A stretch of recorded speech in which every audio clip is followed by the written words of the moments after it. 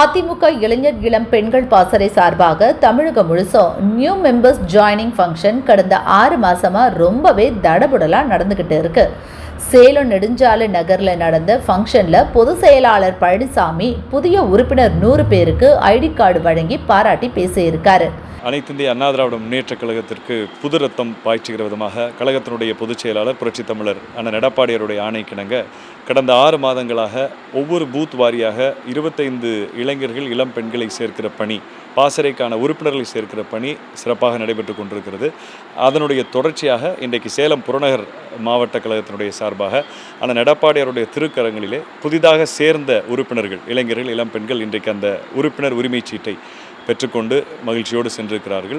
இதனுடைய தொடர்ச்சி இன்றைக்கு தமிழகம் முழுவதும் அனைத்து மாவட்டங்களிலும் இந்த இளைஞர் இளம்பெண்களுக்கான உறுப்பினர் அடையாள அட்டை வழங்குகிற பணியை அங்கங்கே இருக்கிற நம்முடைய கழக முன்னோடிகள் தொடங்கி வைப்பார்கள். பாசறையினுடைய நிர்வாகிகள் அதில் கலந்து கொண்டு நிகழ்ச்சியை சிறப்பாக மேற்கொள்வார்கள். புரட்சித் தலைவி அம்மா அவர்கள் தொடங்கிய இந்த பாசறை இன்றைக்கான எடப்பாடியாருடைய தலைமையிலே மிகப்பெரிய எழுச்சியை பெற்றிருக்கிறது.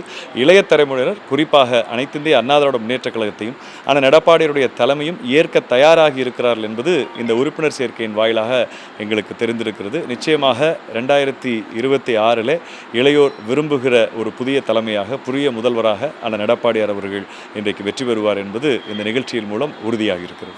இந்த விழாவில் கழக அமைப்பு செயலாளர் செம்மலை, சேலம் புறநகர் மாவட்ட செயலாளர் இளங்கோவன், எம்எல்ஏக்கள் ராஜமுத்து, ஜெய்சங்கரன் உள்ளிட்டோர் கலந்துக்கிட்டாங்க. என் ரத்தத்தின் ரத்தங்களேன்னு எம்ஜிஆர் அப்போ பேசுவாரு. என் புதிய 60,000 ரத்தங்களேன்னு இபிஎஸ் இப்போ பேசிட்டு இருக்காரு.